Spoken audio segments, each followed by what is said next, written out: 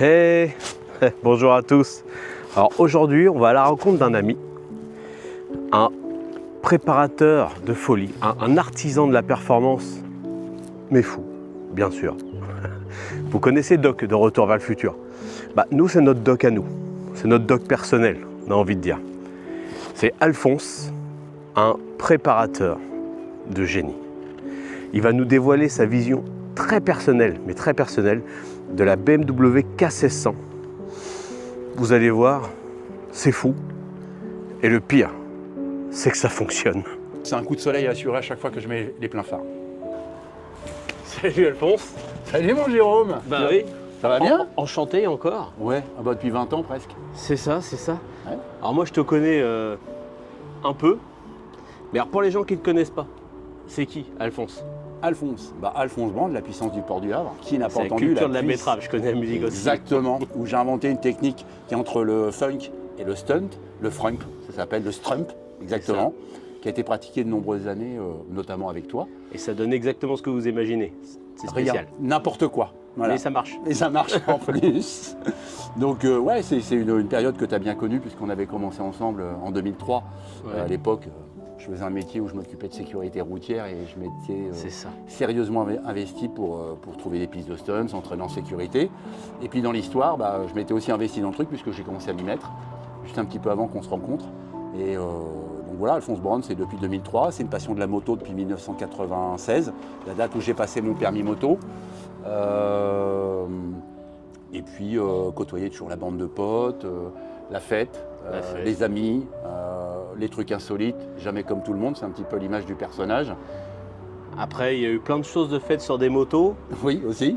des choses qui se discutent, des choses qui étaient bien, des choses qui étaient surprenantes. Ah mais j'ai toujours été dans la surprise, c'est clair. Oui. Comme le projet dont on va parler aujourd'hui. C'est ça, c'est ça. C'est ça. Mais à l'époque, on aurait eu le matériel d'aujourd'hui, je pense qu'on aurait pu en parler aussi.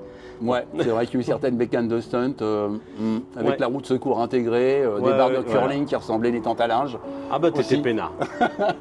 C'est vrai, c'est pas faux. Et puis du coup, depuis combien de temps tu t'es vraiment intéressé, mis, etc., vraiment à la préparation de moto, à la transformation en fait un peu de bécane quoi. Dès le moment où j'ai commencé à pratiquer. Merde. J'ai commenccommencé à pratiquer le. grave, Ça, c'est la rançon de la l'interruption. gloire. C'est des Ouais, coups de c'est téléphone tout le c'est ça. temps. Des mecs qui appellent du monde entier pour que je leur prépare leur braille, c'est pour ça. Du coup, la préparation elle-même, ça a commencé à l'époque du stunt, tout simplement, parce que la préparation stunt à l'époque, il n'y avait pas beaucoup de gens qui préparaient, à part un ou deux sur Rouen. Le prix des cages, la fabrication des cages coûtait relativement cher. Puis comme j'ai toujours les mains dans la caisse à outils, puis je suis issu d'une famille de mécanos, machin et tout ça, j'ai commencé à préparer mes propres brels et à faire un peu de préparation aussi, parallèlement des copains ou même carrément des clients, parce que la Stunterie Nationale, avant tout, c'était une association, mais aujourd'hui, c'est une entreprise avec pignon sur rue, garage, achat, revente de véhicules à moteur, Oui, principalement. parce qu'effectivement, de tu moto. as une entreprise qui s'appelle la Stunterie Nationale. C'est ça, véhicule, ça a changé, parce qu'il y avait Stunterie Nationale à l'époque de la loi ASSO 1901, Ouais. et ensuite elle a muté au moment du Covid pour devenir la Stunterie Nationale Véhicule 76. Voilà. D'accord. Donc pour être dans les règles, dans les clous, C'est et ça. qu'il n'y ait aucun souci, voilà comment c'est venu. Alors la préparation est venue à l'origine, le stunt, pas de sous, beaucoup d'idées comme nous tous, C'est ça. et essayer de diminuer les coûts au mieux, au moins cher, et Au surtout mieux. avoir une brelle qui était préparée comme on en avait envie, quoi, Ouais. tout simplement. Et là, du coup, au jour d'aujourd'hui, Mhm. parce que ça a changé forcément, mais au jour d'aujourd'hui, ta philosophie de la prépa, niveau style, performance, folie, Ouais. on viendra, on verra, mais c'est quoi ta philosophie Alors, actuelle? Alors la philosophie, c'est garder dans un premier temps l'état d'esprit de la marque. Je t'expliquerai 2-3 petits détails sur le projet, pourquoi il y a eu des choses comme ça qui ont été faites dessus. Et puis aussi, ne jamais rouler comme tout le monde. Ne jamais avoir la même moto que tout le monde. Il y a toujours une bricole ou un truc qui rappelle l'esprit Stunterie Nationale du Grand Stunt, ou de la grande époque d'Alphonse Brand. Mon état d'esprit, voilà, c'est rouler différent, sans forcément vouloir concurrencer qui que ce soit. Mais il y a des préparateurs pignon sur rue, c'est leur métier. Oui, bien sûr. Et ils y mettent un fric fou avec des moyens fous. Moi aujourd'hui, ce que je fais, c'est avec mes moyens. Il faut que ça reste agréable à conduire, penser, réfléchi, et ne pas oublier l'identité ou la marque, comment dire, l'empreinte. Aujourd'hui, on va parler d'une BMW. BMW, il y a L'image, en fait. il y a l'image de BMW, il y a l'image du voyage, du confort. Savoir aussi faire des motos très méchantes. De la classe aussi, quelque De la part. classe aussi, rester dans le luxe, le truc qui bling bling, mais on reste dans le luxe. Voilà, l'état d'esprit, c'est toujours respecter la marque. À l'époque, j'ai roulé, t'as connu En, le en même temps, c'est une marque puis son image a évolué quand même depuis quelques années. Énormément. Avant, c'était pas la performance, comme on dit actuellement, pure. Ouais. C'était pas trop ça. Ils avaient toujours une belle image, ils avaient des machines de course, mais qui Oui. n'étaient pas forcément les plus performantes. Non, si on prend leur première machine de pure vitesse et de course, que j'ai acquise très tard, parce que c'était un rêve de gosse, c'est ce qui m'a donné envie de faire passer mon permis, c'était le BMW K1, Ouais. qui est une enclume roulante, mais c'était la moto sportive de chez BMW, qui a été un flop en réalité, puisqu'elle a été commercialisée de mémoire 4 ans, sur plusieurs versions, plusieurs coloris, et ils l'ont arrêtée tout de suite. On a franchi un cap, il y a à peu près maintenant 10-12 ans, où on a des motos SR, XR, RRM, où là aujourd'hui on a les motos les plus puissantes sur le marché en sportif, c'est bien BMW, en termes de puissance pure. Ouais. Bon, un M1000R, c'est un avion de chasse le bazar. Oui, oui, oui. C'est un truc de fou. Ils sont, Donc on essaye de marier dans la conception des motos à la fois ce luxe, ce confort, mais aussi le côté sportif, rageur et bestial. On verra en détail le côté bestial, pourquoi on en est arrivé à un esthétique aussi monstrueux. Bah, du coup, on va aller tourner autour de la bestiole, on va aller voir ça, que tu nous Avec expliques plaisir. un petit peu. Bon, et puis bah, du coup, avant qu'on arrive à la moto, c'est quoi ça? Bah ça, c'est tout ce qui a été enlevé sur la brelle pour gagner à la fois du poids, changer complètement l'esthétique. Donc déjà, rien que les échappements, c'est des canons de 75 de char allemand, donc c'est très très lourd. Les deux flûtes sont des deux côtés, donc c'est des silencieux complets jusqu'au catalyseur. Donc la moto était préservée en termes de pollution pour préserver la planète. De ce côté-là, il n'y a pas de souci, je respecte les règles. Ensuite, tout ce qui était bagagerie, le top case, les valises, c'est pareil, ça pèse un âne mort. La tête de fourche avec un phare de camion, c'est pareil, qui est de la très belle technologie, ça éclaire bien, il y a le xénon, c'est adaptif. Là, je ne sais plus combien de kilos ça représente, mais c'est énorme. Rien que l'araignée en elle-même qu'on ne voit plus beaucoup, mais toute l'araignée, elle est hyper grosse, quoi. Parce qu'il faut que ce soit costaud pour tenir tout ça. En dessous, il y a le réservoir qui est de l'ancien réservoir. Pourquoi? Parce qu'après, j'expliquerai un petit peu si on rentre dans les trucs techniques. C'est que là, on est sur une moto qui est quasiment comme neuve, c'est une dernière génération. Et ils ont fait quelques modifs au niveau du réservoir, notamment pour l'admission d'air. Et comme l'admission d'air, pour moi, c'était important pour le projet, j'étais dans l'obligation de changer le réservoir et tout ce qui allait autour.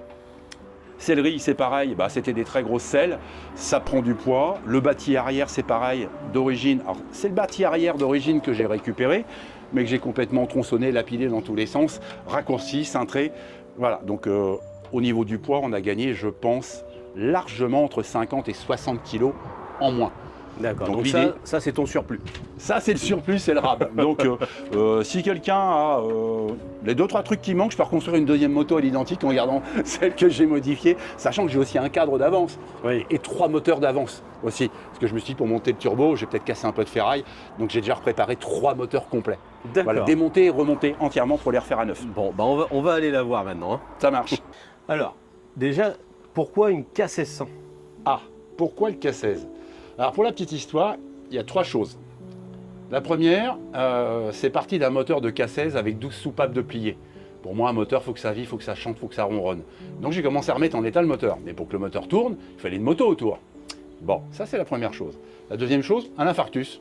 Je savais pas quoi faire. Donc il fallait que je m'occupe. Je me suis dit, je vais fabriquer une moto. Et le K16, parce qu'en fin de compte, il y a un concessionnaire en région parisienne dont je ne dirai pas le nom, mais avait déjà fait un projet de K1600R. Et pour moi, il ne fallait pas en rester là. L'idée était bonne, ce qu'il a fait est magnifique, mais je voulais faire autre chose que lui, forcément. Donc K1600R, le nom était déjà pris, d'où le K1600 HP6. Voilà pourquoi l'idée est partie de ça, en fin de compte, de 3 éléments. Et puis on commence par un petit truc, puis un autre truc, puis on veut l'excellence. Alors je ne dis pas que la moto est excellente, mais pour moi, oui. Après, libre à chacun de juger. Il fallait partir d'un très gros moteur avec un très gros potentiel, 6 cylindres, quasiment personne n'avait jamais fait un truc sur cette base moteur-là, et c'est un moteur indestructible. Bon, sauf quand on oublie de mettre de l'huile, effectivement, on casse les 12 soupapes.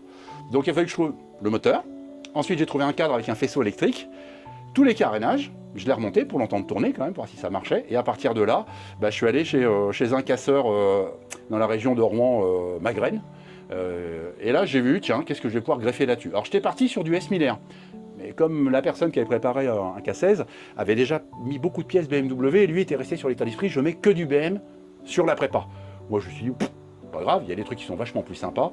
Donc, je m'étais dit, soit monter du R1 parce qu'on avait un cul très très fin, puis la tête de fourche pouvait être sympa, ou sinon, j'étais parti sur du Panigale Ducati. Mais bon, comme Ducati italienne, c'est pas super fiable, hein, Jérôme, je me suis dit, je vais rester sur la japonaise.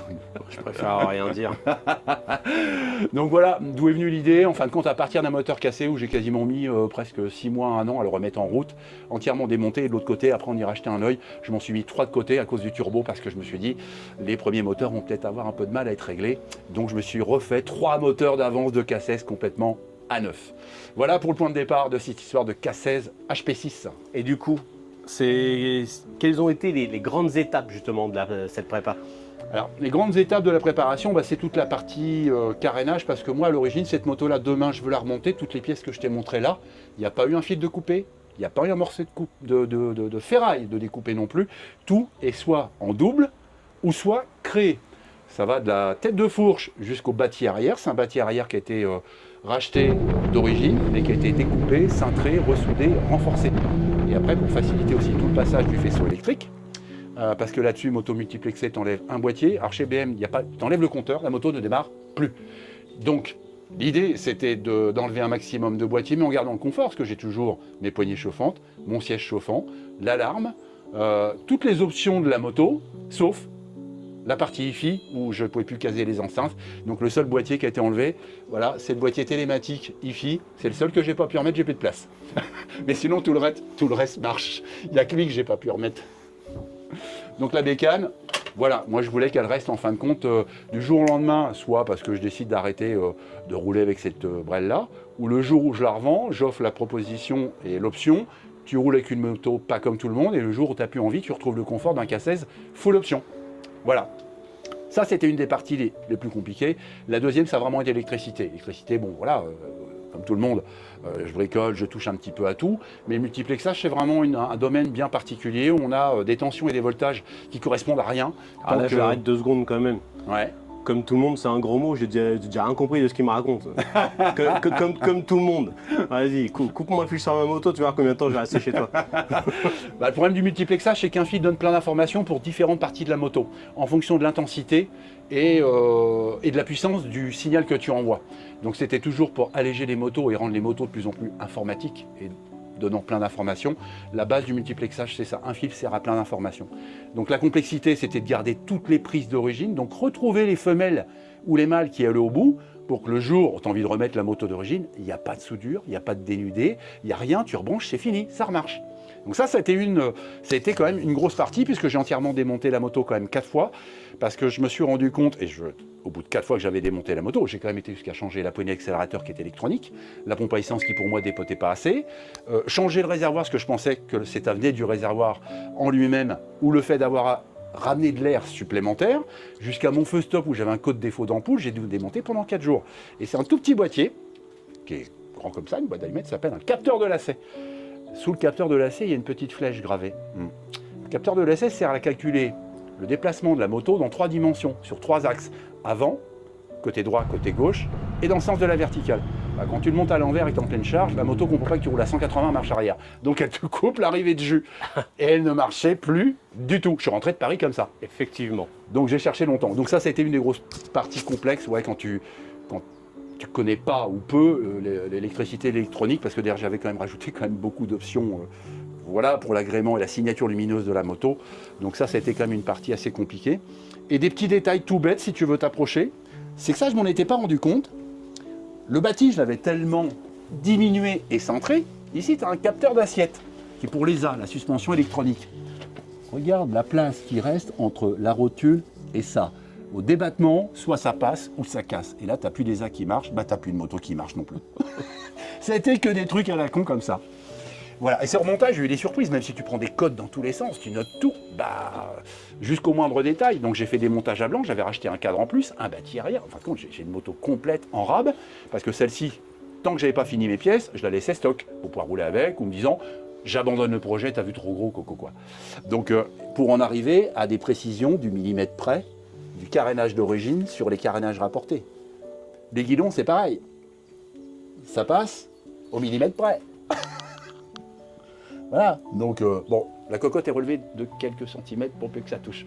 Voilà, il a fallu rectifier quand même 2-3 bricoles. Donc c'était quand même ça, et de toutes les pièces qui ne sont pas forcément en stock ou d'une marque, là c'est des rétros AliExpress. Voilà, il fallait que ça remonte sur l'araignée, que ça soit la bonne liaison, et que ça soit des rétros qui rétrovisent quand même. Qu'on puisse voir un minimum ce qui se passe derrière, même si personne ne peut me doubler sur la route, c'est impossible. Personne ne double Alphonse.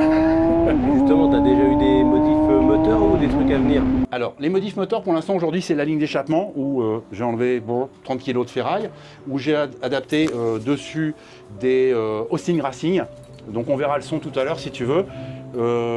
Descendre dans le sud de la France avec, je pense que c'est impossible ou alors tu perds tes 2 oreilles. Voilà. Donc, dans l'idée, pour l'instant, ils sont placés juste après les CATA. Donc, la moto au niveau normes environnementales, pollution, elle est restée Euro 5, Euro 6. En termes de bruit, on est tranquille jusqu'au mois de juillet, il paraît, pour le contrôle technique. Elle passe au contrôle, elle est complètement règle cette moto, bien entendu.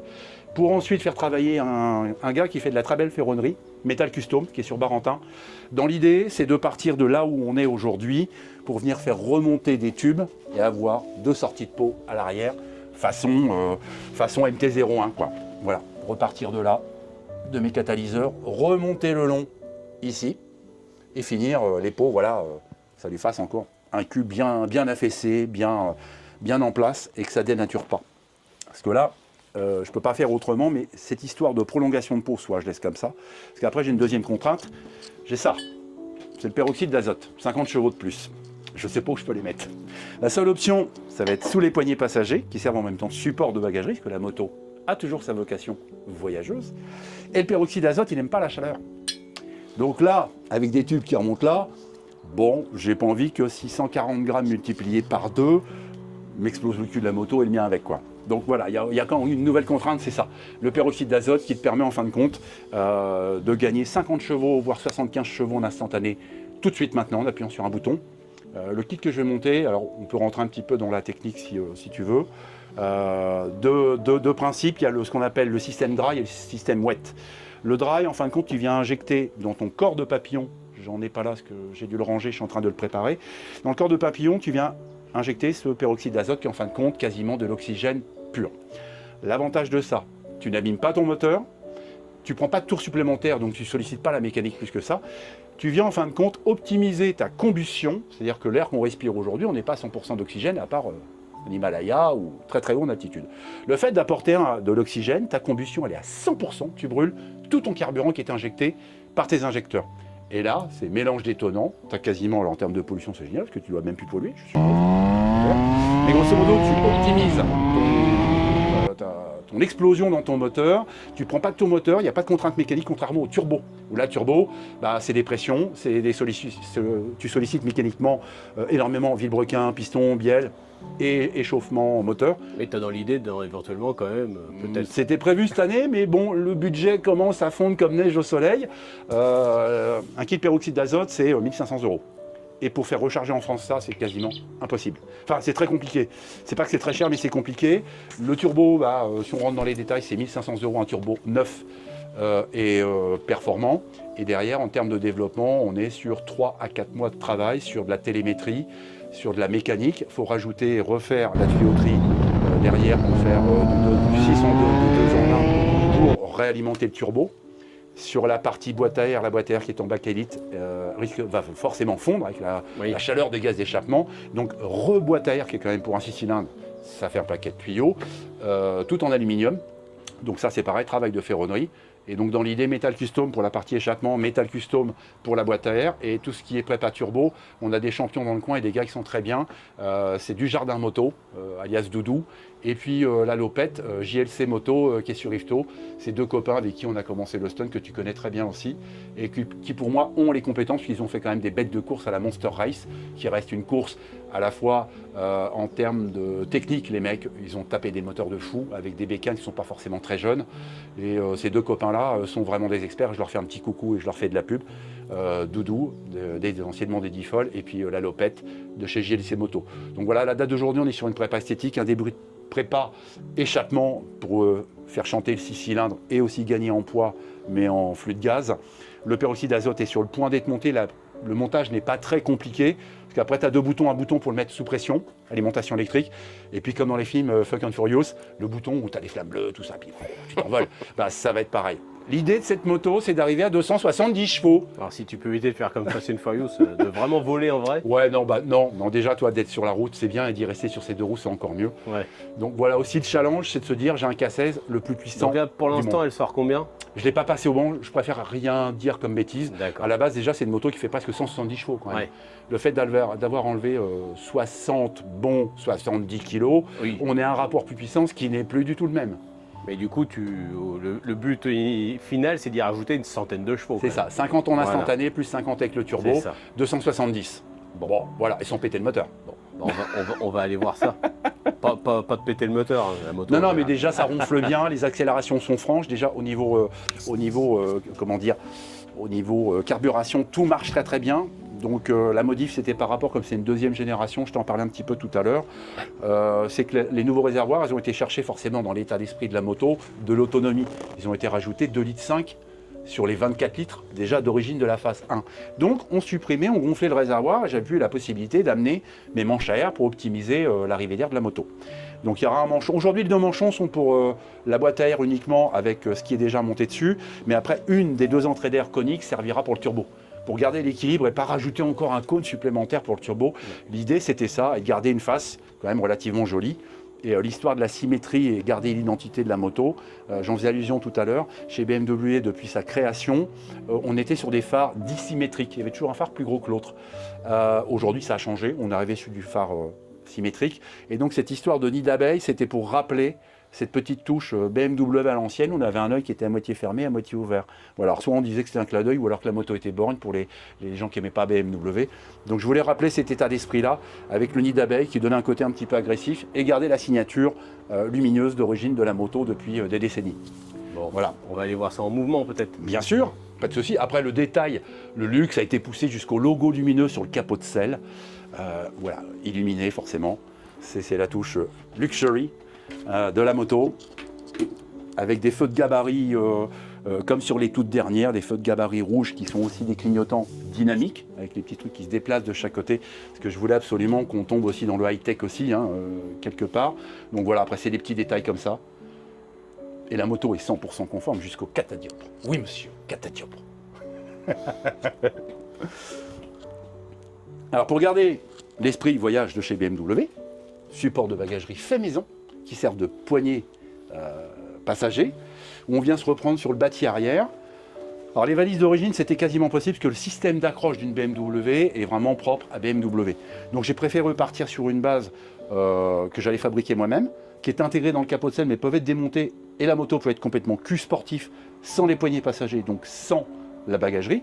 Mais la bagagerie, c'est du plug and play. À l'origine, bagagerie de 1000 Vestrom Suzuki, refait maison aux couleurs de la moto. Voilà, avec le petit détail HP6. Wesh. Système d'accroche super simple.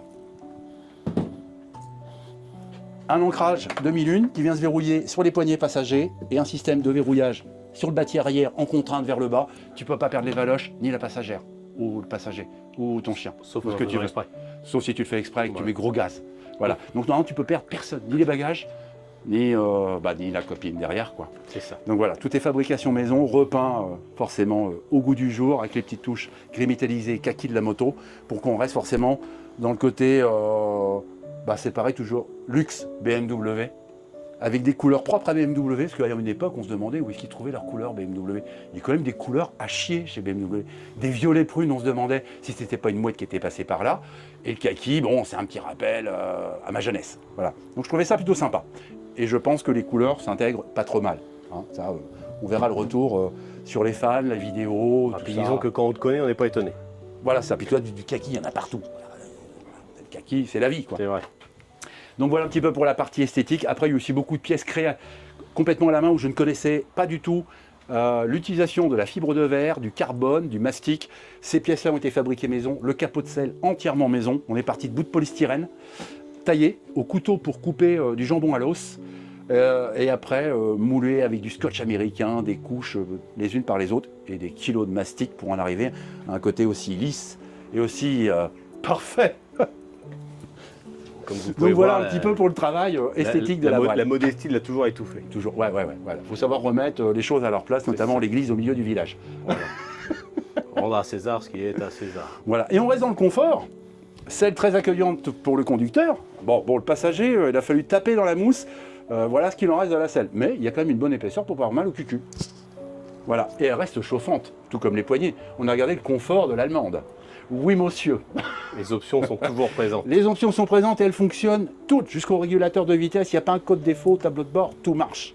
Jusqu'au drame peut-être, mais bon, jusque-là. Et le régulateur à 3,50, il s'enclenche quand même? Non. Alors, j'ai pas encore été jusque-là déjà. Bon, j'ai bloqué le compteur, donc elle marche toujours très très bien.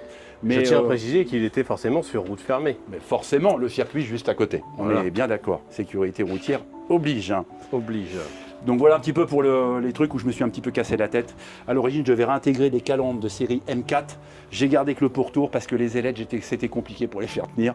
Donc du coup, j'ai préféré, voilà, il faut que l'air elle rentre pour donner de l'appui dynamique sur l'avant de la moto. Et je voulais un petit peu ce côté petit cul de lévrier et épaules larges, de staff, de pitbull. Et le côté insecte qui vient fondre sur toi et te dévorer. Yes. Voilà pour le délire de l'artiste. C'est ça, il a raison.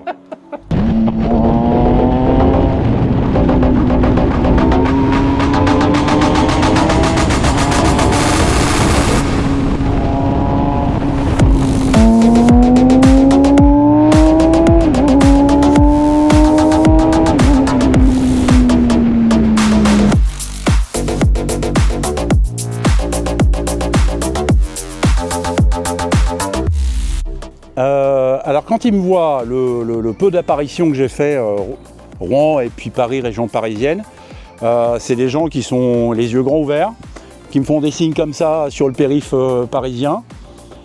J'ai jamais entendu « Oh c'est moche », j'ai entendu « Oh drôle de bécane ». Mais jusqu'alors, plutôt des bons retours. Après l'esthétique, chacun ses goûts, j'avais des idées, j'avais envie vraiment d'un truc complètement space et puis qui soit un petit peu à l'image de ce que j'aime moi de la moto perso. Donc voilà, ouais, non, plutôt des bons retours. On verra à l'issue de cette présentation les retours qu'on aura là-dessus. Mais avant tout, je l'ai faite pour moi. Donc après, le reste, je dirais, c'est pas grave. Et le son?